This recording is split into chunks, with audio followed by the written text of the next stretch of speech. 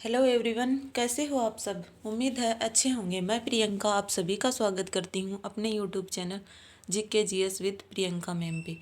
तो हमने मुग़ल साम्राज्य तक ख़त्म कर लिया है हिस्ट्री। काफ़ी हद तक हमने पढ़ ली है हिस्ट्री को। अब ख़त्म होने वाले हैं, कुछ टॉपिक बचे हैं हमारी हिस्ट्री के। तो आज का हमारा टॉपिक है विजयनगर साम्राज्य। मुग़ल काल को हमने 3 क्लासेज में कंप्लीट किया है। आपको ध्यान से पढ़ना, बहुत ही इंपॉर्टेंट है। मुग़ल साम्राज्य भी और बाकी जो भी फैक्ट हमने जो भी टॉपिक हमने पढ़े हैं सारे इंपॉर्टेंट हैं, तो आपको ध्यान से पढ़ने हैं। तो आज हमारा टॉपिक है विजयनगर साम्राज्य। विजयनगर साम्राज्य के अंदर 4 वंश हुए हैं। मैं शॉर्ट में बता देती हूँ आपको एक बार क्या क्या है। विजयनगर साम्राज्य के अंदर 4 वंश हुए हैं। संगम, सालू, तुलु, आर्गुड वंश, जिनका कार्यकाल कब से कब तक वो सब पढ़ेंगे। और विजयनगर साम्राज्य की स्थापना तुंगभद्रा नदी के किनारे हुई थी। और राक्षस तंगड़ी का युद्ध से है ना विजयनगर साम्राज्य की अंत होना शुरू हो गया था विजयनगर साम्राज्य का। तो आज हम शुरू करते हैं हमारा विजयनगर साम्राज्य, जिसके संस्थापक कौन माना जाता है। हरिहर एवं बुक्का को माना जाता है। विजयनगर साम्राज्य के संस्थापक कौन है।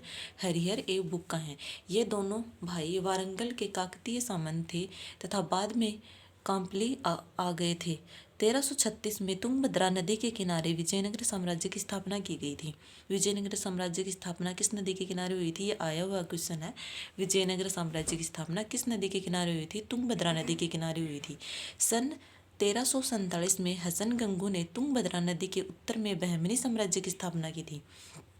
हसन गंगू ने है ना तुंगभद्रा नदी के उत्तर में है ना बहमनी साम्राज्य की स्थापना की थी, जो 1347 में की थी। और विजयनगर साम्राज्य की स्थापना कब हुई थी, 1336 में हुई थी। और तुंगभद्रा नदी के किनारे हुई थी विजयनगर साम्राज्य की स्थापना। और किसने की थी, हरिहर और बुक्का ने की थी। विजयनगर साम्राज्य के वंश कब कौन कौन से हैं, 1336 से 1650 तक विजयनगर साम्राज्य रहा था, जिसके हम 4 वंश पढ़ने वाले हैं। पहला वंश कौन सा है, संगम वंश है, जिसका कार्यकाल था 1336 से 1485। सालूब है, जिस 1485 से 1505 है। तुलुब है अगला वंश। तीसरा वंश कौन सा, तुलु वंश है, जो 1505 से 1570 है। चौथा वंश है आर्विड वंश, जो 1570 से 1650 है। आगे हम पढ़ते हैं संगम वंश, जो डिटेल में पढ़ेंगे। संगम वंश के कौन कौन से राजा हुए हैं, उनकी राजधानियाँ क्या थी, उन्होंने कहाँ कहाँ राज्य अपनी स्थापना की थी, राज्य की स्थापना कहाँ कहाँ की थी। तो चलो पढ़ते हैं संगम वंश।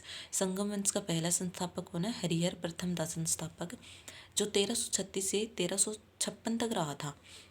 इसने अपनी पहली राजधानी अंगेकोंडा बनाई। दूसरी विजयनगर, जो हम्पी में है, उसको बनाया था, विजयनगर को बनाया था। पहली को किसे बनाया था, अन्नकोंडा को बनाया था। इसके द्वारा होयसल राज्य को विजयनगर में बुलाया गया था। आगे है बुक्का प्रथम।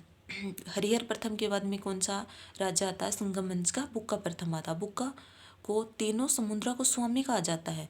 इसने महाराजा की उपाधि नहीं धारण की, उपाधि वेद मार्ग प्रतिष्ठान। आगे हम पढ़ते हैं हरिहर द्वितीय, जो ये भी संगम वंश का था। इसने महाराजाधिराज व राज परमेश्वर की उपाधि धारण की। देवता के कारण इसने राज वाल्मीकि व राजव्यास कहा जाता है। प्रसिद्ध टीकाकरण सायणी इसी के दरबार में था। आगे पढ़ते हैं देवराय फर्स्ट, जो 1406 से 1422 तक था। तुंगभद्रा नदी पर बांध बनवाया। पहले फिरोज शाह बहमनी से पराजित हुआ, उससे अपने बेटी का विवाह किया, दहेज में बंकापुर दिया। इसने अपनी सेना में मुसलमान तीरंदाजों को भर्ती किया। अंतिम दिनों में एक प्रसिद्ध इटली यात्री निकोलो कोंटी भारत आया। यह इंपॉर्टेंट फैक्ट है सारे, जो भी शॉर्ट में बता रही हूँ आपको, जो भी बन सकते हैं क्वेश्चन और जो बने हैं आज तक, वो सारे इसी वीडियो में मिलेंगे। तो ध्यान से देखना है क्या क्या पढ़ाया जा रहा। देवराय सेकंड आगे, जो 1422 से 1446 तक रहा है। यह संगम वंश का सबसे प्रतापी शासक था, जिसने सिलोन, श्रीलंका में गुलबर्गा तक व ओडिशा में मालाबार तक साम्राज्य विस्तार किया। इंद्र का अवतार व गजबेक्टर, हाथियों को मारने वाला कहते हैं। देवराय सेकंड की उपाधि कौन कौन सी थी, गजबेटेकर कहा जाता है इसका, और गजबेटेकर का अवतार माना जाता है, जो हाथियों को मारने वाला, इसका अर्थ है गजबेटेकर का। सर्वाधिक मुसलमानों को अपने सेना में भर्ती किसने किया था, देवराय सेकंड ने किया था। आगे हम पढ़ते हैं दूसरा वंश सालू वंश, जो 1485 से 1505 तक है। प्रथम बाल प्रहार की घटना 1490 में हुई थी। सालू वंश में प्रथम बाल प्रहार की घटना हुई थी। संगम वंश के अंतिम शासक विरूपाक्ष सेकंड की हत्या सेनापति नरसिंह सालू द्वारा कर विजयनगर साम्राज्य की स्थापना की थी। आपको स्क्रीन के ऊपर जो भी दिख रहा है ना उसका स्क्रीनशॉट लेके रखना है, ताकि आपको बाद में पढ़ने में आसानी हो, और जो भी पढ़ाया जा रहा है उसको ऊपर ध्यान देना है क्या पढ़ाया जा रहा है। ठीक है। आगे का नया वंश सालू वंश की नींव रखी। नरसिंह सालू अत्यंत न्यायप्रिय व योग्य शासक था। द्वितीय बाल प्रहार की घटना कब हुई थी? 1505 में हुई थी। प्रथम बाल प्रहार की घटना कब हुई थी? 1490 में। दूसरी 1505 में हुई थी। इसका वीर नरसिंह ने इमयाती नरसिंह की हत्या कर नए वंश तुलु वंश की स्थापना की। आगे तीसरा वंश पढ़ते हैं, तुलु वंश। संस्थापक कौन है? वीर नरसिंह है। वीर नरसिंह के बाद उसका छोटा बेटा कृष्णदेवराय राजा बना। कृष्णदेवराय बहुत ही प्रतापी शासक माना जाता है। अपने जो मतलब विजयनगर साम्राज्य का सबसे प्रतापी शासक किसे माना गया है? कृष्णदेवराय को माना जाता है, जिसका कार्यकाल 1509 से 1529 तक है। विजयनगर साम्राज्य का सबसे प्रसिद्ध व कुशल शासक माना जाता है। बाबर ने अपनी आत्मकथा तुजू के बावरी में कृष्णदेवराय की प्रशंसा की है। कृष्णदेवराय की मतलब बाबर ने अपनी आत्मकथा कौन सी लिखी है? तुजू के बावरी। उसमें किसका जिक्र किया? कृष्णदेवराय का जिक्र किया है, मतलब प्रशंसा की है, उसकी योग्यता की कहानियाँ बताई हैं। उसका वर्णन किसने किया? बाबर ने किया है अपनी आत्मकथा तुजू के बावरी में। राजा कृष्णदेवराय फर्स्ट ने आंध्र भोज आंध्र पितामह कहलाए। इसके द्वारा 8 तुलु कमी जिन्हें समूह में अष्टदिग्गज कहा गया।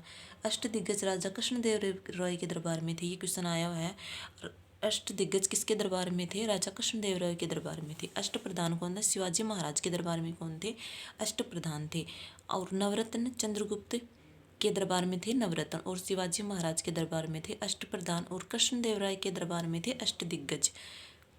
राजा कृष्णदेवराय ने 2 तुलु ग्रंथ लिखे। कौन कौन से हैं? अमुक्तमाल्यम और जमवंती कल्याणम। ये दोनों क्वेश्चन आए हुए हैं। अमुक्तमाल्यम और जमवंती कल्याणम किसने लिखा था? कृष्णदेवराय ने लिखा था। इसका स्क्रीनशॉट लेके रख लेना, ताकि आपको बाद में आसानी हो पढ़ने के अंदर। तो ये था। आगे हम पढ़ते हैं विजयनगर साम्राज्य। विजयनगर साम्राज्य का पतन का कारण पतन कहाँ से शुरू हुआ वो पढ़ते हैं। अंतिम शासक कौन था? सदाशिव राय था। विजयनगर साम्राज्य का अंतिम शासक किसे माना गया? सदाशिव राय को माना जाता है। विजयनगर साम्राज्य के पतन का कारण है ना, मतलब कौन से युद्ध को माना गया है? वो युद्ध कौन सा? राक्षस तंगड़ी का युद्ध है। ये इंपॉर्टेंट है सारे, इसके मतलब उपनाम। राक्षस तंगड़ी का युद्ध, इसके उपनाम कौन कौन से हैं? ये सारा इंपॉर्टेंट है, ध्यान से देखना। 1560 में राक्षस तंगड़ी का युद्ध हुआ था, जो बन्नी हट्टी का युद्ध भी है, जिसे तालीकोटा का युद्ध भी कहते हैं, भारत का वाटरलू भी बोलते हैं। अहमदाबाद, बीजापुर और गोलकुंडा बिदर में हुआ था राक्षस तंगड़ी का युद्ध, और विजयनगर साम्राज्य के मध्य हुआ था। विजयनगर साम्राज्य का सेनापति तो कौन था? राम राय था। मतलब विजयनगर साम्राज्य के पतन का कारण कहाँ से शुरू हुआ था? राक्षस तंगड़ी के युद्ध से शुरू हो गया था, जिसे बन्नी हट्टी का युद्ध भी बोलते हैं। मतलब कोई एग्जाम में ये बोलते हैं कि बन्नी हट्टी का जो युद्ध हुआ था उसका दूसरा नाम क्या? तालीकोटा का युद्ध आ जाए, या